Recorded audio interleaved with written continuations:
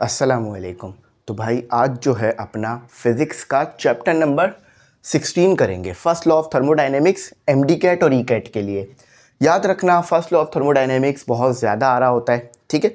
आप MCQs books उठा के देख लो, पास पेपर उठा के देख लो, आपको ये चैप्टर ज़रूर देखने के लिए मिलेगा और इसी से आगे चीज़ें रिलेट कर रही हैं, ठीक है। तो इसको अच्छी तरह समझना ताकि मज़ीद आगे के चैप्टर्स भी क्लियर हो जाएं। अच्छा, एक बात याद रखना, एमडी कैट और ई कैट में कोई नोट्स आपको नहीं मिलते, आपने खुद अपने नोट्स बनाने होते हैं जिससे आप रिवीजन करते हो। आपके नोट्स से अच्छी कोई चीज़ नहीं होती एमडी कैट ई कैट में। जब आप खुद नोट्स बनाते हो, लिखते हो तो कॉन्सेप्ट ज़्यादा अच्छा क्लियर होता है, बात ज़्यादा अच्छी समझ आती है। नोट्स की इंपॉर्टेंस को इग्नोर मत करो, वरना फिर जब जिस दिन टेस्ट होगा उस दिन इस बात का एहसास होगा कि काश नोट्स बनाए होते तो रिवीजन हो जाता। तो इस तरह कॉपी लो, जो भी मैं लिखवाऊँ समराइज़ करके इसे लिखो और नोट्स बनाओ अपने खुद के और उससे क्या करो, रिवीजन करना, ठीक है। अच्छा, एक और बात बता दूं कि अगर अभी तक ग्रुप में ऐड नहीं हुए हो हमारे तो हो जाओ। 4,500 रुपये फ़ीस है, ठीक है, पूरे साल के लिए, जिसमें lectures, live session, recorded test, MCQs books सब कुछ मिलेगा। पूरी तैयारी घर बैठ के कर सकते हो और कुछ आपको ज़रूरत नहीं पड़ेगी टेंशन लेने की। क्या क्या टॉपिक पढ़ेंगे बराबर में चल रहे हैं उसको देख लो, ठीक है। चलो स्टार्ट लेते हैं हीट से। देखो भाई, first law of thermodynamic basically आपके पास हीट और वर्क के बारे में बात कर रहा है, ठीक है। हीट होगी तो वर्क क्या होगा, वर्क होगा तो हीट का क्या होगा, और साथ ही साथ एडिशनल चीज़ें आ जाती हैं आपके पास, जो है वो इंटरनल एनर्जी, काइनेटिक एनर्जी, और जो आपके पास प्रोसेस हैं 4 वो आ जाते हैं। बाकी सारा बहुत आसान चैप्टर है, कोई बहुत मुश्किल नहीं है, जस्ट एक वीडियो देखनी है आपने। सबसे पहले समझते हैं हीट क्या है। देखो यार, हीट जो है ना, पहले के दौर में समझा जाता था कोई फ्लूइड है, ये समझा जाता था, नहीं कोई लिक्विड है, इस तरह की चीज़ है। लेकिन आज के दौर में हमें पता है कि heat is a form of energy. Heat क्या है, एक एनर्जी की फॉर्म है जो कि एक बॉडी से दूसरी बॉडी में जाएगी। कब? जब टेम्परेचर का डिफरेंस हो। फॉर एग्जाम्पल समझो, आपके पास चाय है, ठीक है। जब आप चाय को किसी प्याले में डालते हो या किसी मग में डालते हो तो चाय ठंडी होती है या मग गर्म होता है? आपने ये एक्सपीरियंस किया होगा। आप बोलोगे सर मग गर्म हो जाता है। क्यों गर्म हुआ? क्योंकि चाय का टेम्परेचर ज़्यादा था और मग का टेम्परेचर कम था। तो चाय ने क्या किया, मग के अंदर अपनी एनर्जी को जो है वो ट्रांसफ़र किया, यानी हीट एनर्जी को ट्रांसफ़र किया।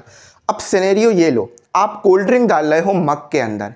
अब बताओ, मग जो है वो हीट ट्रांसफ़र करेगा या कोल्ड ड्रिंक जो है वो हीट ट्रांसफ़र करेगी मग में? इस चीज़ को बताओ।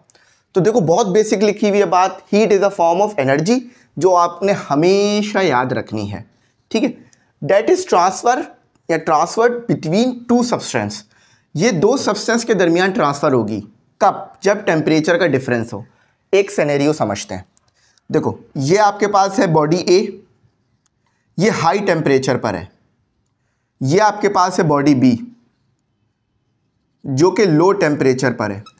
तो अब हीट जो है वो कहाँ से कहाँ ट्रांसफ़र होगी? बेशक हीट जो है वो ट्रांसफ़र होगी ए से बी में, ए से बी में, और रियल लाइफ में भी ये होगा, आइडियल सिचुएशन में भी यही होगा, आप ये देख सकते हो। अच्छा, अब सिनेरियो थोड़ा अलग ले लेते हैं। आपके पास बॉडी ए है, अब आपके पास बॉडी बी है। दोनों सेम टेम्परेचर पर हैं, दोनों का टेम्परेचर सेम है, बॉडी ए का टेम्परेचर भी सेम है, बॉडी बी। तो अब हीट कहाँ से कहाँ ट्रांसफ़र होगी? देखो भाई, अब हीट ट्रांसफ़र नहीं होगी ए से बी में और बी से ए में। क्यों? क्योंकि दोनों सेम टेम्परेचर पे मौजूद हैं। जब सेम टेम्परेचर पे मौजूद है तो टेम्परेचर का डिफरेंस ही नहीं होगा, डिफरेंस जो है टेम्परेचर का 0 होगा। तो हीट क्यों ट्रांसफ़र होगी? तो कॉन्सेप्ट का फील आना चाहिए। अच्छा, एक बात याद रखना, कॉन्सेप्ट को मैं कॉन्सेप्ट बोल रहा होता हूँ वो इसलिए ताकि आप लोगों को पढ़ने में थोड़ी इंटरेस्ट डेवलप्ड हो। ये नहीं समझना कि मुझे कॉन्सेप्ट की स्पेलिंग नहीं आती या कॉन्सेप्ट की प्रोनाउंसिएशन नहीं आती, ठीक है। तो इस बात को पहले ही बता दूँ। तो कॉन्सेप्ट का क्या करो, फील लो। आप टीचर अक्सर हम लोग इसलिए ऐसा करते हैं ताकि आप लोगों का ना इंटरेस्ट हम में डेवलप हो पढ़ाई की तरफ। 1-2 अल्फाजों को इस तरह बोलते हैं हम ताकि बच्चे का इंटरेस्ट हो। तो कॉन्सेप्ट का फील आया ना कि भाई ए से बी और बी से ए में जब तक हीट ट्रांसफ़र नहीं होगी, जब तक टेम्परेचर का डिफरेंस ना मिले। और अगर टेम्परेचर का डिफरेंस नहीं है, दोनों सेम टेम्परेचर पे, तो इसे क्या बोलेंगे? Thermal equilibrium. याद रखना इस वर्ड को। थर्मल इक्विलिब्रियम का मतलब क्या है? बहुत आगे यूज़ करेंगे इस वर्ड को हम लोग और बहुत बार बोलेंगे। तो थर्मल इक्विलिब्रियम ये है कि यार दोनों सेम टेम्परेचर पर हैं और हीट का ट्रांसफ़र नहीं हो रहा, इक्विलिब्रियम आ गया है। यानी आपके पास जो है वो मोशन नहीं हो रहा या हीट ट्रांसफ़र नहीं हो रही। इक्विलिब्रियम आपने पढ़ा होगा ना मोशन के अंदर, तो यहाँ इक्विलिब्रियम थर्मल होगा, यानी हीट ट्रांसफर नहीं होगी। अच्छा, वर्क इन थर्मोडायनेमिक प्रोसेस, मजदूर डू हार्ड वर्क, यह आपने सुना होगा शेरम की स्केच बुक में। यहाँ पे ये वो वाला वर्क नहीं है, यहाँ पे वर्क जो है वो थर्मोडायनेमिक्स वाला वर्क है, ठीक है। तो देखो थर्मोडायनेमिक्स में दो किस्म के वर्क आप बेसिकली देखोगे, और भी है लेकिन बेसिक दो किस्म के देखोगे। एक वर्क होगा work done by the system, मतलब बाय द सिस्टम में आपका पिस्टन ऊपर की तरफ आएगा, जनरली ये होगा, क्या होगा, work done by the system, यानी पिस्टन ऊपर की तरफ आएगा, सिस्टम वर्क कर कर पिस्टन को ऊपर की तरफ करा देगा, ऊपर की तरफ मूव कराएगा। एक होगा work done on the system, जो कि अभी हम सब मैं आपके लिए लिख के दूंगा उसको आगे। Bye the system on the system में फर्क समझो। बाय द सिस्टम में क्या होगा, आप जस्ट खड़े होकर देख रहे होगे, सिस्टम खुद पिस्टन को ऊपर की तरफ कर देगा मूव। आओ यहाँ पर ज़रा देखो सिनेरियो, देखो सिनेरियो क्या है, ठीक है। यहाँ पे जगह ये रही, इधर ही लिख लो। अभी मैं वर्क कर रहा हूँ बाय द सिस्टम।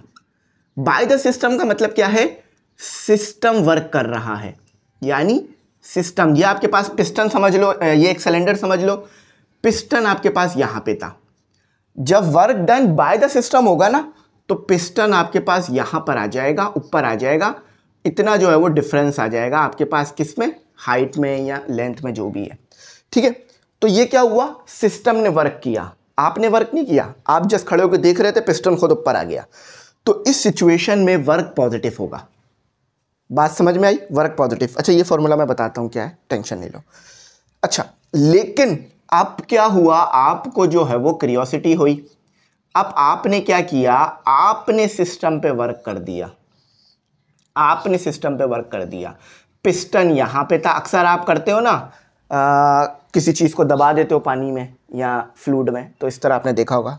अब आपने सिस्टम पे वर्क किया, सही, आपने वर्क किया, तो अब पिस्टन यहाँ आ गया, ठीक है। तो अब क्या हुआ, ऑन द सिस्टम, इस सिचुएशन में वर्क नेगेटिव हो गया।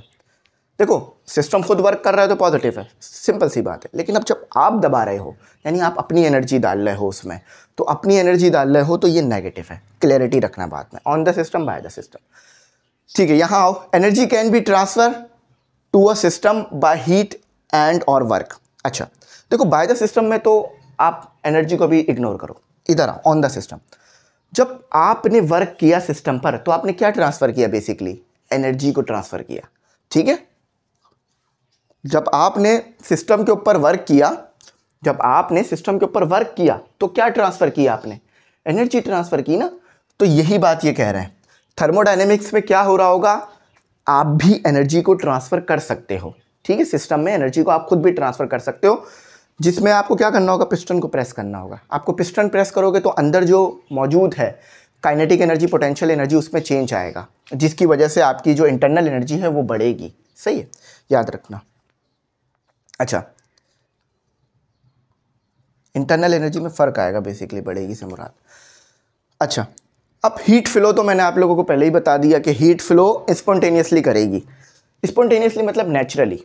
अब देखो, आप किसी गर्म चीज़ को किसी ठंडी चीज़ के पास ला के रख दो, तो आपको कुछ और करना पड़ता है क्या, मतलब कोई और सिस्टम, कुछ और उसको एनर्जी देनी पड़ती है, कुछ और करना पड़ता है, नहीं। स्पॉन्टेनियसली मतलब नेचुरली, कोई बाहर से आपको हीट अलग से ना देनी पड़े।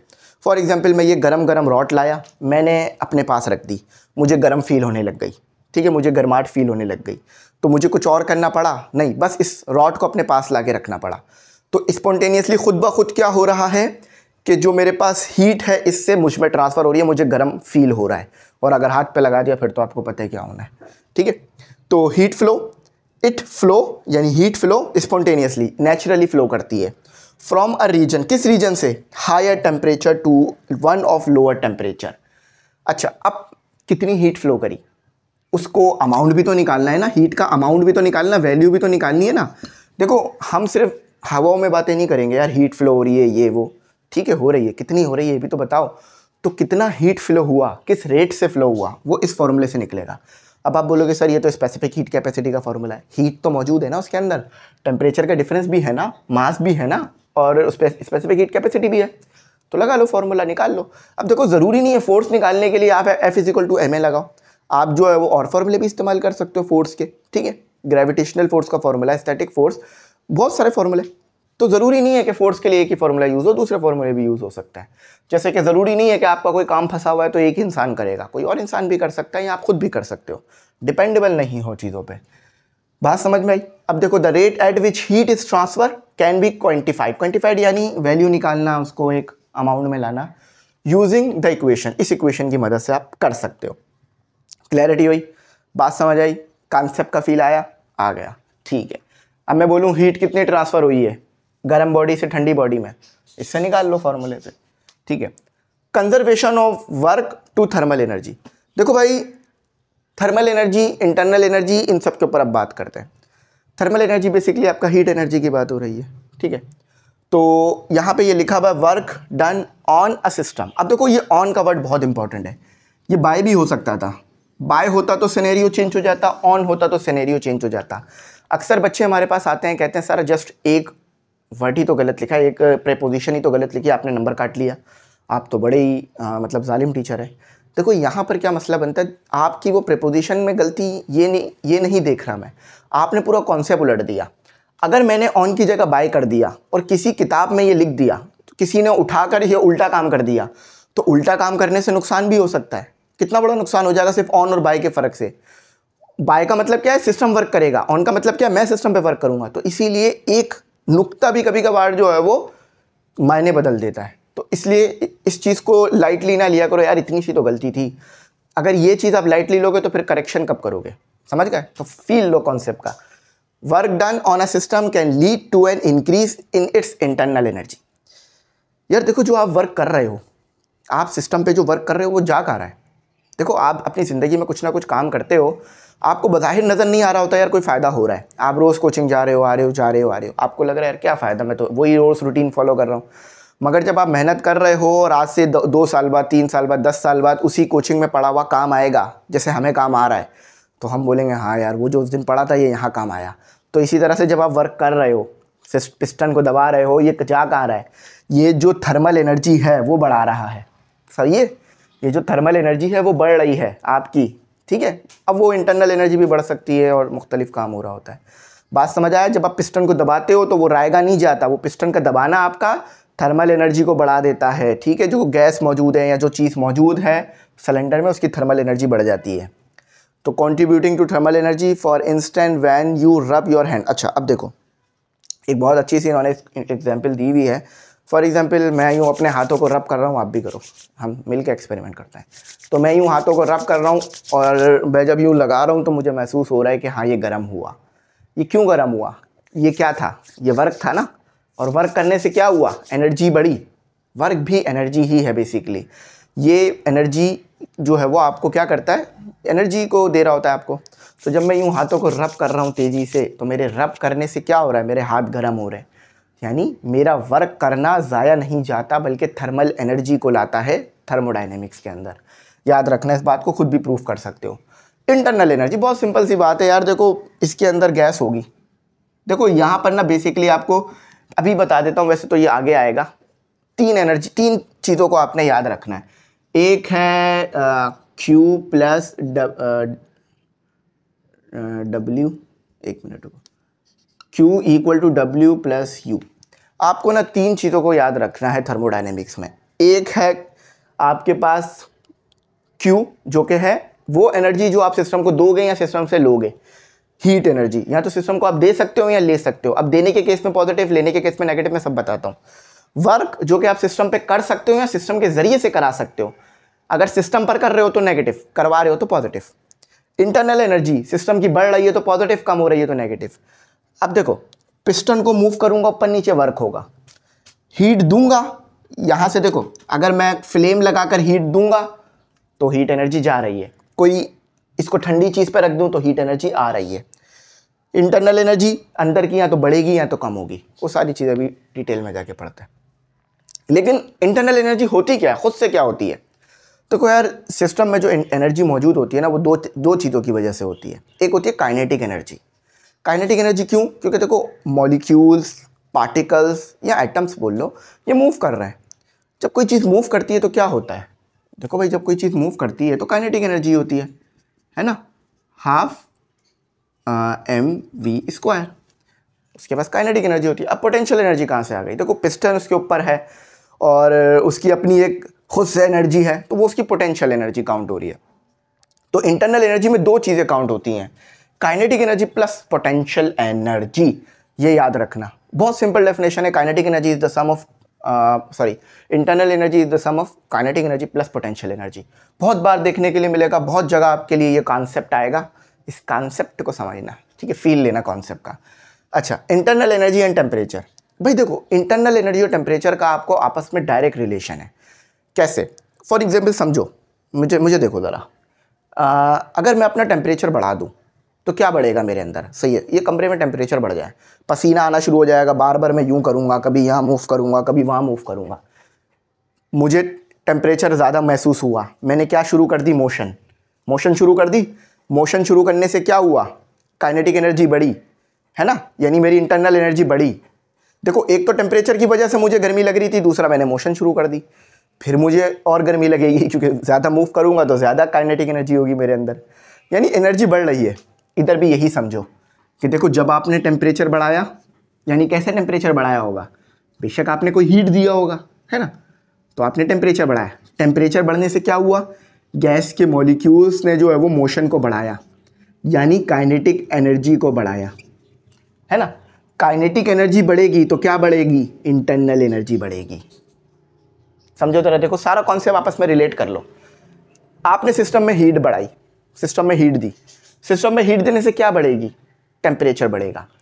टेम्परेचर किसका बढ़ रहा है?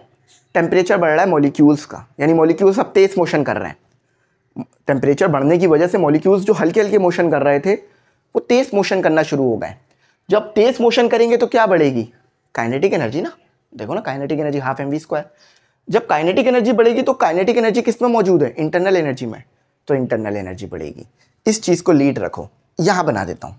देखो, आपने कोई हीट दी होगी जब भी टेम्परेचर बढ़ा होगा, आपके टेम्परेचर बढ़ाने से, हीट देने से टेम्परेचर बढ़ा।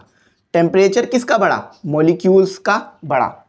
टेम्परेचर बढ़ने से इन्होंने मोशन तेज कर दिया, यानी काइनेटिक एनर्जी बढ़ी।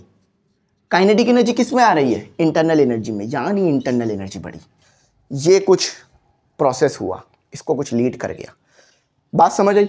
फील हुआ कॉन्सेप्ट का? इसी को पढ़ भी लो, लिखा हुआ है। इंटरनल एनर्जी जो है वो डायरेक्टली प्रोपोर्शनल है टेम्परेचर के। जितना ज़्यादा टेम्परेचर बढ़ाओगे उतनी ज़्यादा इंटरनल एनर्जी बढ़ेगी, और एक वक्त ऐसा आएगा कि ब्लास्ट भी हो सकता है। आपने नोट किया होगा, कभी दिमाग में आया यार, ये जो गैस के सिलेंडर जा रहे होते हैं, मतलब गैस के कंटेनर जा रहे होते हैं एलपीजी वगैरह के, या गैस के बोलो ख़ास तौर पे, एलपीजी तो लिक्विड होती है, गैस के कंटेनर जा रहा है, कोई गैस भरी हुई है कंटेनर में। अगर खुदा ना खास्ता, अल्लाह ना करे, कभी ऐसा हो कोई हादसा हो जाए, और आपने देखा होगा होता है हादसा, तो आग लगती है ट्रक को, ब्लास्ट कर जाता है कंटेनर। क्यों? जब ट्रक को आग लगती है ना तो सिलेंडर गर्म होने लग जाता है, यानी गर्म हो रहा है, हीट जा रही है गैस के अंदर, गैस की एनर्जी इतनी बढ़ जाती है कि गैस फट जाती है, मतलब पूरा गैस का सिलेंडर फट जाता है और सारी गैस बाहर आ जाती है। ये होता है। क्यों हो रहा है? एक्सीडेंट होने की वजह से ट्रक में आग लगी, ट्रक में आग लगने की वजह से जो गैस था उसका जो है वो बढ़ा टेम्परेचर बढ़ने से जो मॉलिक्यूल्स थे, पार्टिकल्स थे, जो गैस मौजूद थी, उसकी काइनेटिक एनर्जी बढ़ी। इंटरनल एनर्जी इतनी बढ़ गई कि धमाका हो गया। अब समझ में आ गया कॉन्सेप्ट, ठीक है। The internal energy of an object is intrinsically, यानी डायरेक्टली जो है वो डिपेंड करती है टेम्परेचर से। जैसे जैसे टेम्परेचर बढ़ाओगे वैसे वैसे इंटरनल एनर्जी बढ़ेगी, जैसे जैसे टेम्परेचर बढ़ाओगे वैसे वैसे इंटरनल एनर्जी बढ़ेगी। When a gas in a container, देखो वही बात है, when a gas in a container is heated, container में जो गैस है उसे हीट करोगे, यानी आग लगाओगे बाहर से, the gas molecules move faster, gas के मॉलिक्यूल तेज मूव करेंगे, increase their kinetic energy, kinetic energy जो है वो इंक्रीज हो जाएगी। तो स्टूडेंट अब जो है वो मज़ीद फर्दर आगे चलते हैं। अच्छा, यहाँ पर एक फार्मूला लिखा हुआ था 3/2 kT, उसको याद रखना, ठीक है, कि इंटरनल एनर्जी बराबर है 3/2 kT के। अच्छा, अब ज़रा समझते हैं मज़ीद फर्दर टर्म्स को, और उसके बाद फिर मोस्ट इंपॉर्टेंट चीज़ों पे जाएंगे। अच्छा, थर्मोडायनेमिक्स पूरे चैप्टर का नाम है और अब ये आ रहा है, तो इसको देख लेते हैं कि आखिर थर्मोडायनेमिक्स होता क्या है। देखो यार, थर्मोडायनेमिक्स में ना हम स्टडी क्या कर रहे होंगे कि हीट का फ्लो कैसे हो रहा है। सही, हीट के फ्लो को स्टडी कर रहे होंगे, और हीट के फ्लो की वजह से जो चेंजेस आ रही होंगी ना, केमिकली या फिज़िकली, उसको देखेंगे। अब केमिकली क्या है?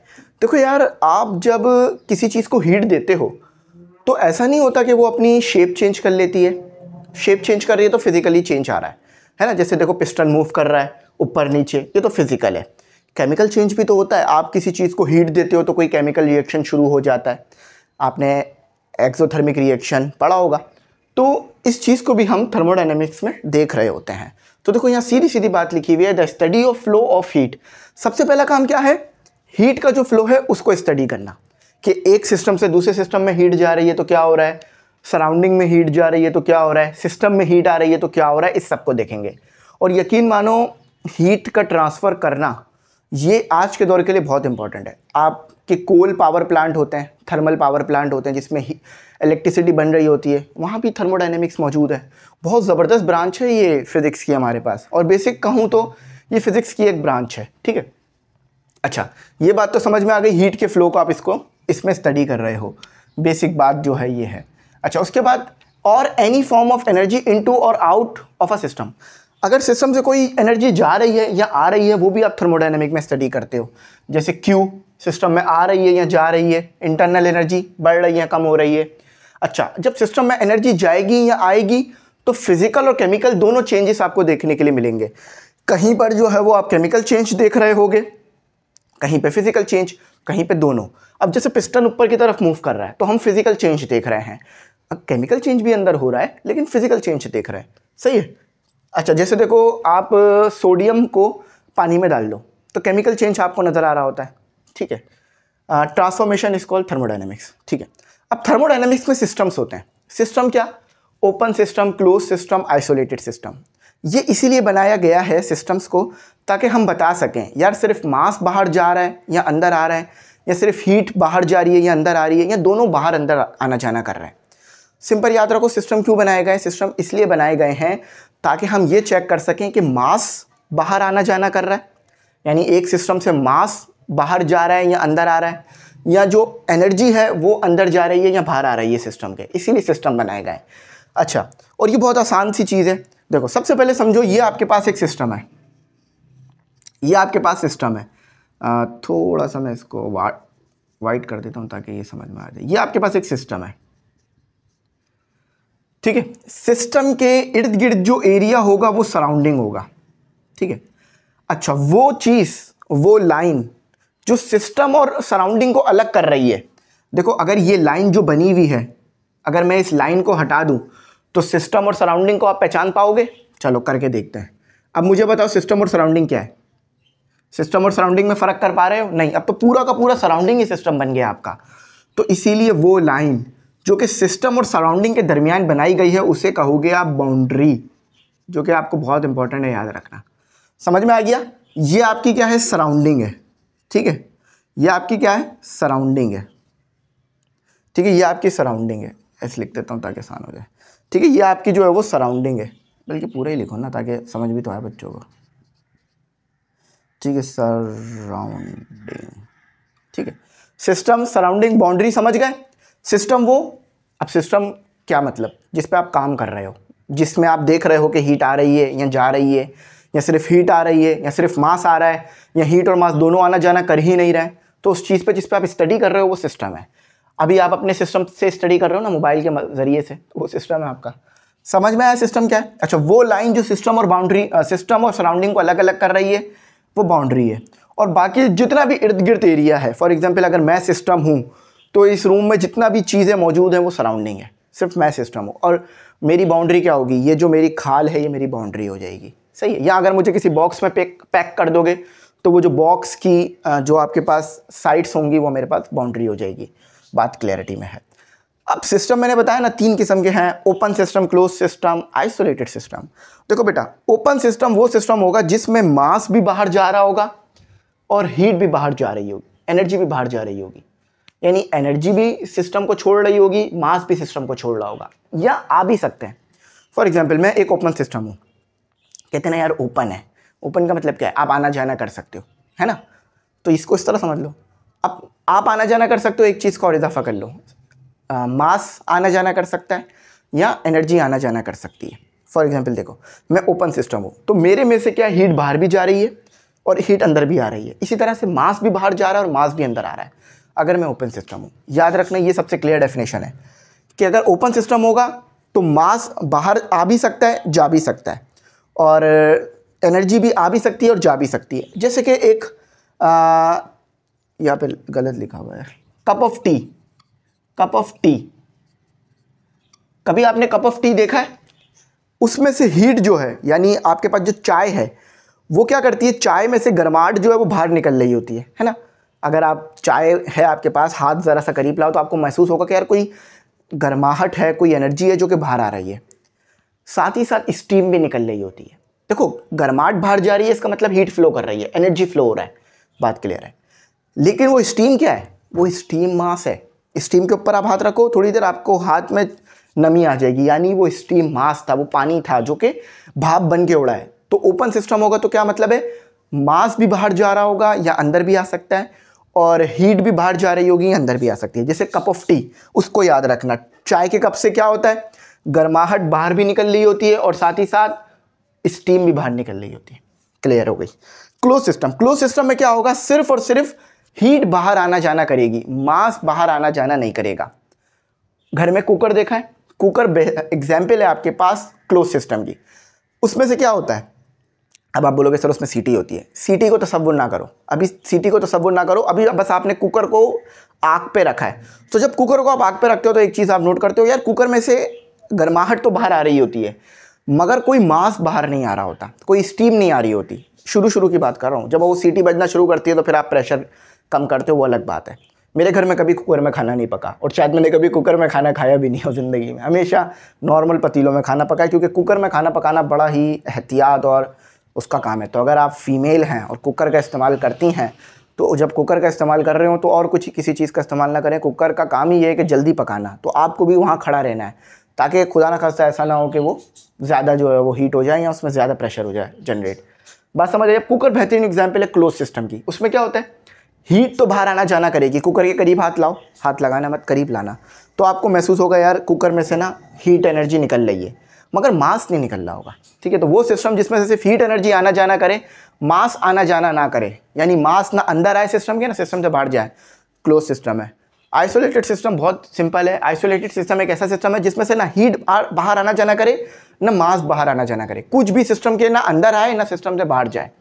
क्लोज आइसोलेटेड है। देखो कहते हैं ना आइसोलेटेड कर लो। आइसोलेटेड यानी एक जगह बंद हो जाओ, ना आप बाहर आ पाओ ना कोई और अंदर आ पाए, ना आप बाहर जा पाओ ना कोई और कुछ कर पाए। सही है। In an isolated system neither heat और नॉर मास या मैटर, देखो यार मैंने मास को मैटर कर दिया था, मैटर को मास कर दिया था, कैन बी एक्सचेंज। ना ही, नेदर का मतलब नहीं, ना ही हीट बाहर जाए, ना ही मास या मैटर बाहर जाए सिस्टम से, और ना ही अंदर आए।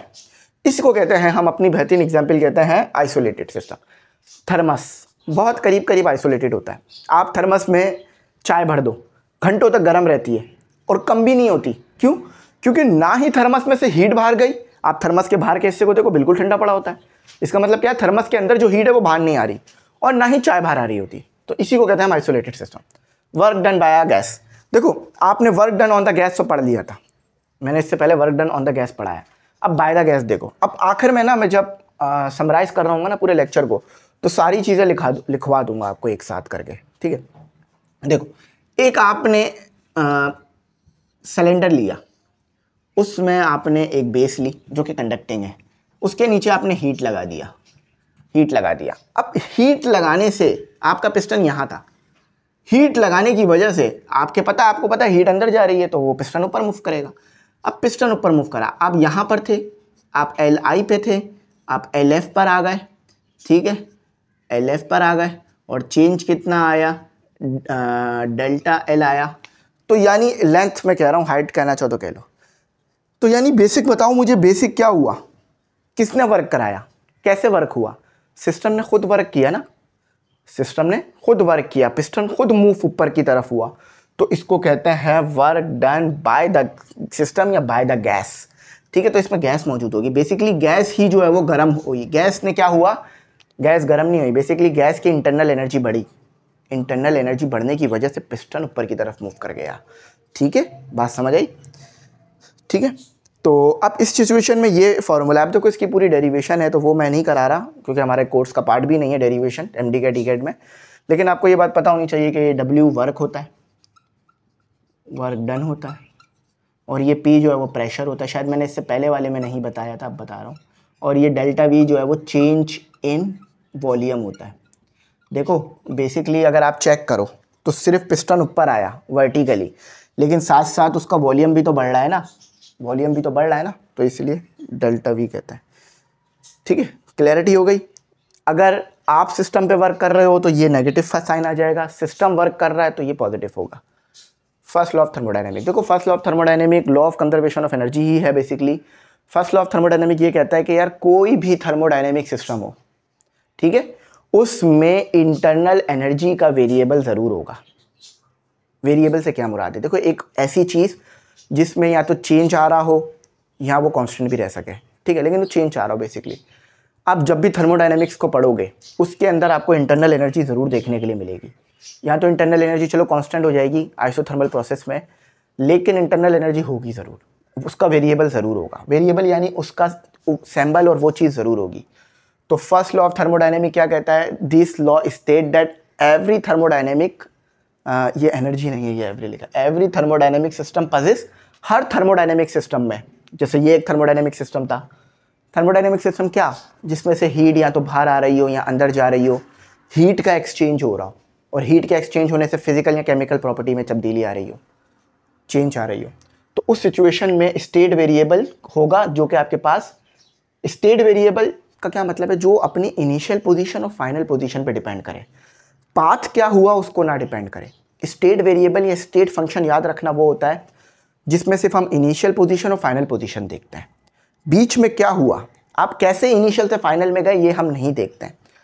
अभी मैंने यहाँ पे डिस्कस किया कि यार ये किस तरह से पिस्टन जो है वो ऊपर जा रहा है, अंदर क्या मॉलिक्यूल्स में चेंज आ रहा है, पाथ क्या फॉलो कर रहा है, कुछ भी बात करी नहीं। मैंने क्या कहा, LI इनिशियल, LF फाइनल, ठीक है, यानी मैं इनिशियल और फाइनल की बात कर रहा हूँ, तो इसे बोलते हैं स्टेट फंक्शन। ठीक है, तो स्टेट फंक्शन हो गया तो इंटरनल एनर्जी आपके पास ज़रूर होगी अगर फर्स्ट लॉ ऑफ थर्मोडायनेमिक्स है। एक और डेफिनेशन भी बनती है, और हाँ, फर्स्ट लॉ ऑफ थर्मोडायनेमिक्स का जो फॉर्मूला है वो ये है, यानी अगर आपने सिस्टम में हीट दी, देखो यहाँ सिस्टम में हीट दे रहा था ना मैं, अब सिस्टम में हीट देने की वजह से वर्क हुआ, ये बात तो क्लियर हो गई, लेकिन उसमें एनर्जी में भी तो चेंज आया होगा ना, कुछ ना कुछ, है ना। तो फर्स्ट लॉ ऑफ थर्मोडायनेमिक की इक्वेशन ये है कि अगर आप हीट दोगे तो आपके पास स्टेट वेरिएबल होगा जो कि इंटरनल एनर्जी होगी, और आपका वर्क होगा। पिस्टन फिक्स कर दोगे तो शायद वर्क 0 हो जाए, मगर फिर इंटरनल एनर्जी में मैक्सिमम चेंज आ रहा होगा। वो अभी सब प्रोसेस आएंगे तो मैं बताता हूँ। तो एक और बात भी लिखी हुई, the change in internal energy of a system equal the net heat transfer into the system minus the net work done by the system.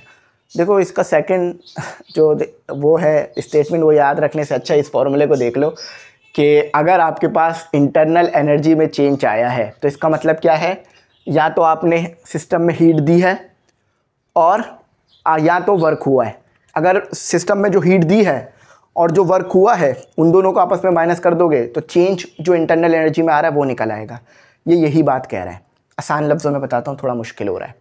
देखो अगर इंटरनल एनर्जी में चेंज आ रहा है तो इसका मतलब क्या है, आपने सिस्टम में हीट दी होगी, हीट देने से वर्क हुआ होगा। जो हीट दी है, जो हीट में चेंज आया है, और जो आपने वर्क हुआ है, जो वर्क में चेंज आया है, उन दोनों को माइनस कर दो तो इंटरनल एनर्जी निकल कर आती है सामने। बाकी लिखने की तो ज़रूरत नहीं है ना, यू क्या है, चलो लिख देता हूँ। Delta U mean CHANG, change in internal ENERGY। ठीक है, एक मिनट थोड़ा सफाई से। अच्छा, delta Q is CHANG, change in heat या एनर्जी, जो हीट आप दे रहे हो। डेल्टा W क्या है, CHANG, change in work. Clarity है बात में, change in internal energy, change in heat and change in work. तो आई होप यहाँ तक आपको अच्छी तरह बात समझ में आई होगी। चलो अब फर्दर टॉपिक्स करते हैं और फिर आगे की तरफ मूव करते हैं। तो स्टूडेंट अब जो है वो एप्लीकेशन कर लेते हैं फर्स्ट लॉ ऑफ थर्मोडायनेमिक्स की, जिससे आपको फर्स्ट लॉ ऑफ थर्मोडायनेमिक्स को समझने में बहुत बहुत ज़्यादा मदद मिलने वाली है। तो चलो सबसे पहले समझते हैं कि हमारे पास जो है वो एप्लीकेशन है क्या। देखो एप्लीकेशन से मुराद ये है कि फर्स्ट लॉ ऑफ थर्मोडायनेमिक का आप यूज़ कहाँ पे कर रहे हो। ठीक है, एप्लीकेशन का मतलब होता है यूसेस क्या है इसके, कहते हैं ना इस चीज़ की एप्लीकेशन बताओ, तो मतलब इसका यूज़ बताओ। फॉर एग्जांपल मैं आपसे कहूँ ये मार्कर है, इसका यूज़ बताओ, आप सिंपल कहोगे सर आप इस पे आप इससे बोर्ड पे लिख सकते हो, आप इसको किसी को फेंक के मार भी सकते हो अगर वो शरारत कर रहा है क्लास में। भाई मैं ज़िंदगी में कभी ऐसा नहीं करूँगा, चाहे बच्चा जितनी भी शरारत करे कुछ भी करे, मैं क्लास से चला जाऊँगा लेकिन किसी पे हाथ उठाऊँगा नहीं और ना ही किसी को बुरा भला बोलूँगा, क्योंकि मैं पढ़ाने आया हूँ, किसी को बुरा भला कहने नहीं आया, ये मेरा काम नहीं है। सही। और आप उस इंसान को तो पढ़ा ही नहीं सकते जिसको आप बुरा भला कह रहे हो, और वो आपसे कभी पढ़ेगा भी नहीं। इसलिए ये बात याद रखना, कभी भी बदतमीज़ी नहीं करना टीचरों के साथ, ना टीचर को स्टूडेंट के साथ करनी चाहिए। ठीक है, चलो अब यहाँ पे आ जाओ ज़रा। तो एप्लीकेशन मैंने बता दी ना, मार्कर को छोड़कर। अच्छा देखो एप्लीकेशन ये है फर्स्ट लॉ ऑफ थर्मोडायनामिक्स की, isochoric process, isobaric process, isothermal process, adiabatic process. देखो ये 4 प्रोसेस होंगे। इसमें क्या होगा, कहीं पे हम जो है वो वॉल्यूम को कांस्टेंट रख लेंगे, कहीं पे हम प्रेशर को कांस्टेंट रख लेंगे, कहीं पे हम टेम्परेचर को कांस्टेंट रख लेंगे, और फिर फर्स्ट लॉ ऑफ थर्मोडायनामिक्स को देखेंगे कि उसमें क्या चेंज आ रहा है। समझे? आसान कर लो मजीद इसको थोड़ा सा, कि हम यहाँ ये कर रहे होंगे एप्लीकेशन में फर्स्ट लॉ ऑफ थर्मोडायनामिक्स की, कि कहीं पे हम प्रेशर कांस्टेंट रख लेंगे, कहीं पे वॉल्यूम, कहीं पे टेम्परेचर, और कहीं पे हीट ही नहीं देंगे सिस्टम को, और फिर देखेंगे फर्स्ट लॉ ऑफ थर्मोडायनामिक्स को हो क्या रहा है। फर्स्ट लॉ ऑफ थर्मोडायनामिक्स आपने क्या पढ़ा? फर्स्ट लॉ ऑफ थर्मोडायनामिक्स आपने पढ़ा delta Q is equal to delta U plus delta W, है ना। अब ज़रा मुझे बताओ, अगर मैं प्रेशर को कांस्टेंट रख लेता हूँ, सॉरी पहले वॉल्यूम को रख लो, अगर मैं वॉल्यूम को कांस्टेंट रख लेता हूँ तो फिर मेरे पास क्या सिनेरियो बनकर आता है? आइसोकोरिक प्रोसेस होगा ये। Isochoric process mean volume zero, volume constant है, यानी change in volume zero, change in volume zero, यानी आपका पिस्टन मूव नहीं करेगा। देखो मैं वॉल्यूम जीरो नहीं कह रहा, चेंज इन वॉल्यूम जीरो कह रहा हूं। फॉर एग्जाम्पल देखो ये आपके पास आपका कंटेनर है, ठीक है, ये आपके पास आपका कंटेनर है, यहां पे पिस्टन मौजूद था, इस पॉइंट पे मैंने पिस्टन को कर दिया है फिक्स्ड। अब पिस्टन इस पॉइंट से नहीं मूव करेगा। क्यों नहीं मूव करेगा? आपने कुकर देखा है ना, कुकर को आप दबा दो वो फिक्स हो जाता है भाई, फिर तो मूव नहीं करता ना। हाँ जब खोलते हो तो फिर मूव करता है। तो मैंने भी इस तरह किया, पिस्टन को यहाँ पे फिक्स कर दिया, लॉक लगा दिया, ठीक है, यहाँ पे वेल्डिंग कर दी, कुछ भी कर दिया, लेकिन पिस्टन फिक्स हो गया अब यहाँ। तो क्या हुआ, अब जब मैं जो भी जितनी भी हीट दूंगा नीचे से, नीचे मैं जितनी भी चेंज दूंगा हीट में, या जितनी भी बल्कि हीट दूंगा मैं नीचे से, जितनी भी हीट दूंगा वो क्या करेगा, वो इस गैस की जो है वो इंटरनल एनर्जी को तो बढ़ाएगा मगर वर्क नहीं होने देगा। देखो अगर वॉल्यूम जीरो हो गया तो आपके पास क्या था फॉर्मूला, ज़रा देखो ना, डेल्टा डब्ल्यू किसके बराबर था? Delta W is equal to P delta V, है ना। अगर चेंज इन वॉल्यूम जीरो आ गया, अगर चेंज इन वॉल्यूम जीरो आ गया है, यहाँ पर देखो लिख दिया भी है, तो डेल्टा डब्ल्यू भी तो जीरो भी कम हो जाना है ना। तो आइसोकोरिक प्रोसेस का मतलब क्या है, वॉल्यूम को आपने कर दिया है कांस्टेंट, सही है, यानी वॉल्यूम को कर दिया है फिक्स। अब वॉल्यूम में चेंज नहीं आने वाला। कांस्टेंट करने से मुराद ये है कि अब इसकी वैल्यू तब्दील नहीं होगी, जो है वही रहेगी। चेंज तो वॉल्यूम में नहीं आएगा, जिसकी वजह से वर्क भी नहीं होगा। तो अब ज़रा मुझे बताओ, वो जो मैं हीट दे रहा हूँ सिस्टम में जा कहाँ रही है? वो सारी की सारी इंटरनल एनर्जी को जा रही है। इंटरनल एनर्जी बढ़ती रहेगी। क्यों? क्योंकि वर्क तो हो ही नहीं रहा ना, आपके सामने वॉल्यूम को तो कांस्टेंट कर दिया ना, चेंज तो जीरो कर दिया। तो इसीलिए जितनी भी हीट दे रहा हूँ, थोड़ा दिमाग लगाओ, खुद से सोचो, जब आपने किसी चीज़ को फिक्स कर दिया तो वॉल्यूम अब उसका नहीं बढ़ना, यानी वर्क तो होना ही नहीं। अब जितना भी कर लो आप खुद भी नहीं कर पाओगे वर्क उसके ऊपर, क्योंकि आपने वॉल्यूम को जो है वो फिक्स कर डाला है। तो अब जितनी भी एनर्जी दोगे वो कहाँ जाएगी? इंटरनल एनर्जी में जाएगी। तो आइसोकोरिक प्रोसेस में आपके पास फर्स्ट लॉ ऑफ थर्मोडायनेमिक्स क्या बन जाएगा? Delta Q is equal to delta U। बात समझ में आ चुकी है? Isobaric process. अब प्रेशर कांस्टेंट कर दिया है। प्रेशर का क्या मतलब है? देखो प्रेशर कांस्टेंट कर दिया, यानी चेंज इन प्रेशर जीरो। यहां लिख लो, change in pressure equal to zero. Pressure constant कैसे? देखो ये पिस्टन था, यहां पर समझ लो इसके अंदर गैस थी, गैस में कुछ तो प्रेशर होगा ना भाई। वो प्रेशर आपके पास मौजूद था 1 atm का, समझाने के लिए कह रहा हूं, ऐसा नहीं है 1 atm ही हो, ठीक है। अब मैंने यहां से हीट देना शुरू की, अब जब मैंने हीट दी, मैंने कहा प्रेशर मैंने नहीं बढ़ने देना, प्रेशर कांस्टेंट रहना चाहिए। तो जब प्रेशर कांस्टेंट कैसे रहेगा? जब हीट दूंगा तो वो ये पिस्टन ऊपर की तरफ आ जाएगा। पिस्टन ऊपर की तरफ तो आ गया, अगर प्रेशर चेक किया तो वो दोबारा 1 atm पे निकल कर आ रहा है।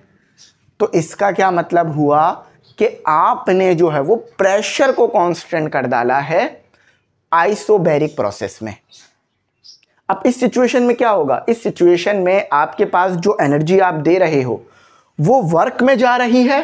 देखो वर्क हो रहा है, जो W है वो क्या बन रहा है, क्योंकि देखो वॉल्यूम भी बढ़ा ना, वॉल्यूम में भी चेंज आया ना, वॉल्यूम में भी चेंज आ रहा है, ठीक है। वॉल्यूम भी बढ़ रहा है और प्रेशर तो कांस्टेंट ही है, जो पहले था वही है, ठीक है। तो अब जो फर्स्ट लॉ ऑफ थर्मोडायनेमिक बनेगा वो delta Q is equal to delta U plus P delta V। थोड़ा सा शायद मुश्किल लग रहा होगा, आओ आसान अल्फाजों में बात करते हैं। सिलेंडर है आपके पास, सिंपल, सही है, प्रेशर को नहीं बढ़ने देना, मैंने ये कह दिया आपको। तो वो क्या करना पड़ेगा आपको प्रेशर नहीं बढ़ने देने के लिए, कुकर ले लो, कुकर में प्रेशर नहीं बढ़ना चाहिए, तो क्या करोगे आप, ढक्कन को बार बार खोलोगे, है ना, ढक्कन को बार बार मूव कराओगे ताकि प्रेशर ना बने अंदर। तो यहाँ भी तो वही कर रहा हूँ, नीचे से अगर मैं हीट दे रहा हूँ तो मैं पिस्टन को ऊपर जाने दे रहा हूँ, जितना ऊपर जा रहा है जाने दे रहा हूँ ताकि प्रेशर ना बढ़ पाए। तो उस सिचुएशन में क्या हो रहा है, वर्क हो रहा है, इसलिए वर्क तो जीरो नहीं होगा। तो वर्क की इक्वेशन क्या पड़ी थी, P डेल्टा V, तो यहाँ पुट कर दिया। इंटरनल एनर्जी भी बढ़ रही है सिचुएशन में, और इक्वेशन ये आ गई फर्स्ट लॉ ऑफ थर्मोडायनेमिक की। अब आइसोथर्मल पढ़ते हैं। आइसोथर्मल में क्या हो रहा है, आइसोथर्मल के अंदर टेम्परेचर नहीं बढ़ने देना, चाहे कुछ भी हो जाए, टेम्परेचर नहीं बढ़ने देना भाइयों और बहनों। टेम्परेचर जैसे ही बढ़े तो आप क्या करोगे, टेम्परेचर नहीं बढ़ने देना आप लोग। टेम्परेचर जैसे ही बढ़ेगा आप वर्क करा लेना, थोड़ा सा पिस्टन ऊपर कर लेना, तो टेम्परेचर नहीं बढ़ेगा। टेम्परेचर नहीं बढ़ने देना यानी चेंज इन टेम्परेचर जो है वो जीरो रहना चाहिए।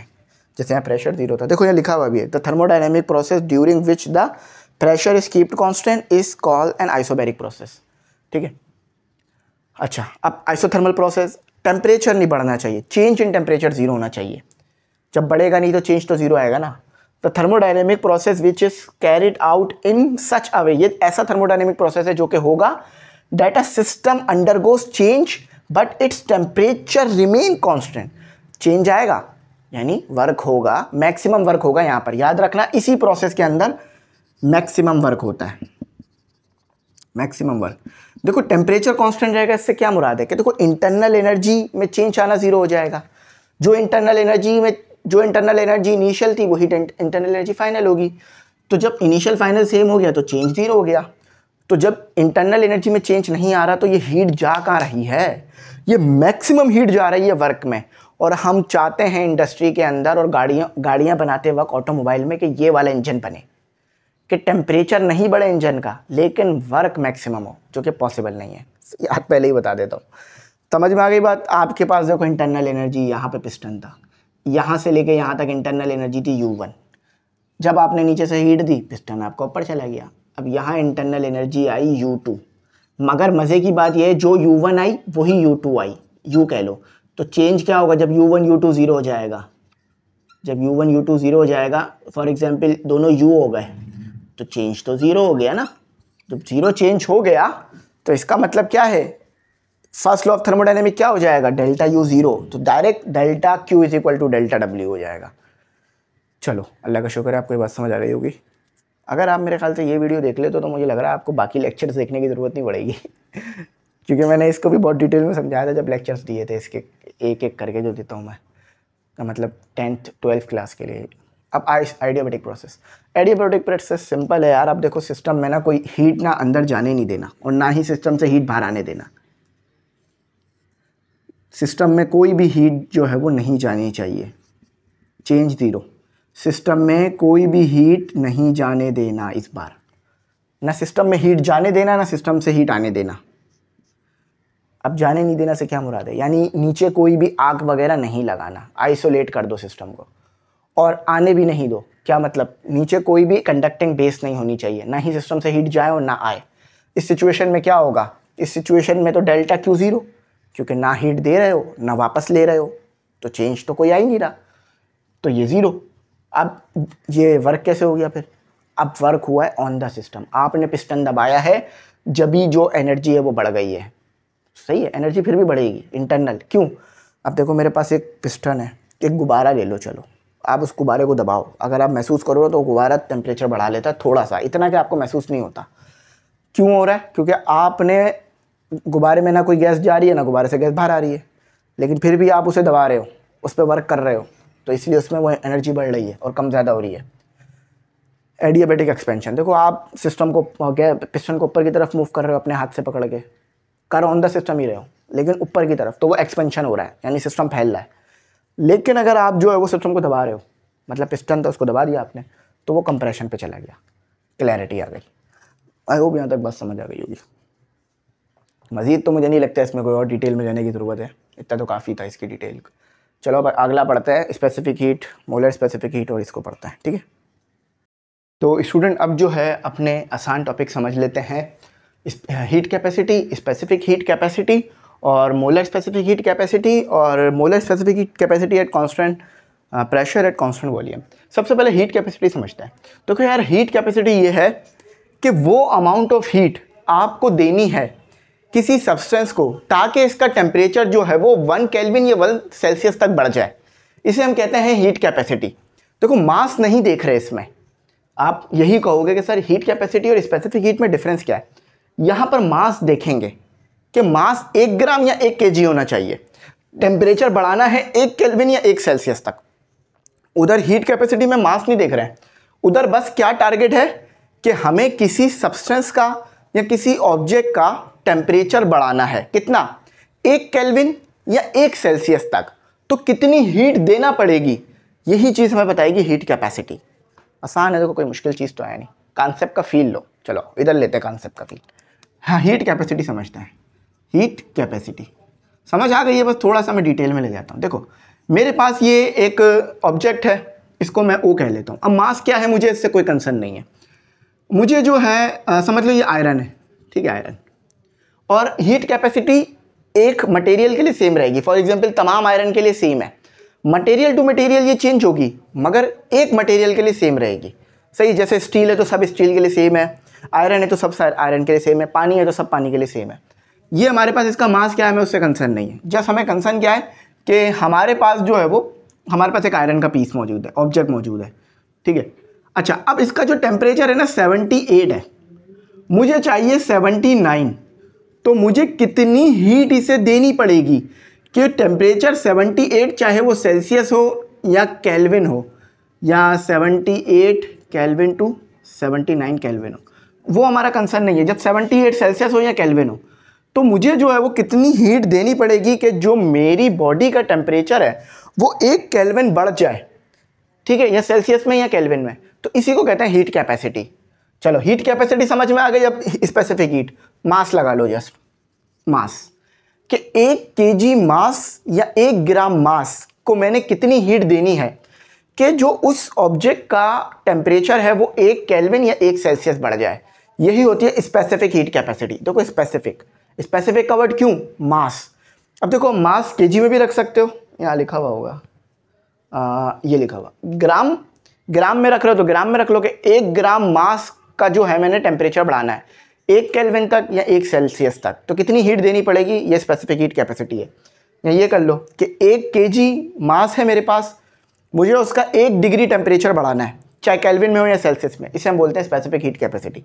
अच्छा, इसकी वैल्यू निकालनी है तो ये रही, एम स्टैंड फॉर मास, और ये हो गया स्पेसिफिक हीट कैपेसिटी, और ये चेंज इन टेम्परेचर। देखो टेम्परेचर में चेंज आएगा ना, चेंज इन टेम्परेचर। अच्छा, एक और बात ज़रा समझना कि हीट कैपेसिटी को थर्मल कैपेसिटी भी कहा जाता है। अक्सर ये वर्ड आपने नहीं सुना होगा, लेकिन ये वर्ड भी इसके लिए यूज हो जाता है, डिफाइन थर्मल कैपेसिटी। तो वो हीट कैपेसिटी ही पूछ रहे होते हैं। अच्छा, अब मोलर स्पेसिफिक हीट कैपेसिटी या मोलर स्पेसिफिक हीट, इसमें जस्ट पता है क्या होगा, आप मास की जगह 1 मोल आ जाएगा। यानी मेरे पास गैस है 1 मोल है, उस 1 मोल गैस का मैंने टेम्परेचर बढ़ाना है 1 केल्विन तक या 1 सेल्सियस तक, तो कितनी हीट मुझे देनी होगी, इसे हम बोलते हैं molar specific heat capacity. Specific में क्या था, मास, चाहे वो केजी में हो या ग्राम में। मोलर में क्या है, हमारे पास गैस होगी 1 मोल, उस 1 मोल गैस का मुझे टेम्परेचर बढ़ाना है 1 केल्विन तक या 1 सेल्सियस तक, तो उसे हम कहते हैं मोलर स्पेसिफिक हीट कैपेसिटी। अब मैं यही काम, molar specific heat capacity, gas है ना, देखो भाई एक कंटेनर में गैस मौजूद है, तो यही काम मैं कांस्टेंट प्रेशर और कांस्टेंट वॉल्यूम पे कर सकता हूँ। कांस्टेंट वॉल्यूम कर लेते हैं, कांस्टेंट वॉल्यूम कर लेते हैं। तो कांस्टेंट वॉल्यूम में मुझे क्या करना है कि 1 मोल मेरे पास गैस होगी, उसका मुझे 1 केल्विन या 1 सेल्सियस बढ़ाना है। तो मुझे कितना टेम्परेचर चाहिए होगा, यही जो है वो कितनी हीट देनी होगी कि 1 केल्विन या 1 सेल्सियस बढ़ जाए, लेकिन वॉल्यूम कांस्टेंट रहेगा। मोलर स्पेसिफिक हीट में वॉल्यूम प्रेशर का जिक्र नहीं किया था, लेकिन अब वॉल्यूम कांस्टेंट रख के काम कर रहा है तो सिनेरियो बदलेगा। तो उसे हम बोलेंगे मोलर स्पेसिफिक हीट कैपेसिटी। तो मोलर स्पेसिफिक हीट कैपेसिटी क्या है? Molar specific heat capacity at constant volume क्या है कि मुझे जो है वो 1 डिग्री केल्विन या सेल्सियस में बढ़ाना है 1 मोल का, और वॉल्यूम कांस्टेंट है, तो कितनी हीट देनी होगी, ये होती है molar specific heat capacity at constant volume. आप इसी को प्रेशर कर लो कि भाई मुझे 1 डिग्री या 1 सेल्सियस टेम्परेचर बढ़ाना है, कितनी हीट देनी होगी कांस्टेंट प्रेशर पर, इसको कहते हैं molar specific heat at constant pressure. अब एक काम आप लोग करो, ठीक है, इतना सब कुछ मैंने करा दिया, एक काम आप करो, the relation between molar specific heat capacity and molar specific heat capacity at constant volume और प्रेशर, इन दोनों का आपस में क्या रिलेशन है, यानी इन दोनों का आपस में क्या रिलेशन होता है ये बताओ, कौन सा ज़्यादा होगा कौन सा कम होगा। देखो अगर वॉल्यूम ज़्यादा रखा हुआ है आपने तो इसका मतलब क्या है, सारा का सारा इंटरनल एनर्जी में जा रहा है आपके पास, वर्क ज़ीरो हो रहा है। तो मुझे बताओ molar specific heat capacity at constant volume ज़्यादा आएगा या molar specific heat capacity at constant pressure ज़्यादा आएगा, यानी CP ज़्यादा होगा या CV ज़्यादा होगा। तो आई होप आप लोगों को समझ में आ गया होगा। देखो यार ये बड़ी मेहनत वाले लेक्चर्स होते हैं, घंटों खड़े रह के बनाने पड़ते हैं। बेसिकली शायद आपको ये 1 घंटे की वीडियो या कुछ 40-50 मिनट की वीडियो मिलेगी, मगर इस 40-50 मिनट की वीडियो को बनाने का मकसद ये नहीं है कि सिर्फ 40-50 मिनट में ही काम हो गया। एक तो पहले इसकी प्रिपरेशन करनी पड़ती है ताकि सारे पॉइंट्स को कलेक्ट कर लूँ, उसके बाद ये है कि खड़े रहकर लिखना पड़ता है बोर्ड पे, फिर बोलना पड़ता है, फिर एडिटिंग में जाना पड़ता है, फिर अपलोडिंग, तो काफ़ी टाइम लगता है। तो अगर लेक्चर थोड़े स्लो आ रहे हुआ करें तो सपोर्ट किया करो, ठीक है, टाइम दिया करो मुझे, वरना मैं अपनी तरफ से पूरी कोशिश कर रहा होता हूँ। तो आई होप बात समझ आई होगी। कुछ ना समझ में आए तो पूछना है भाई, वो गाइड करूँगा। और तैयारी अच्छी रखो, यही सब पूछा जाएगा, कुछ नया नहीं पूछा जाएगा आपसे। Thanks for watching. अल्लाह हाफ़िज़। कीमती दुआ में ज़रूर याद रखना।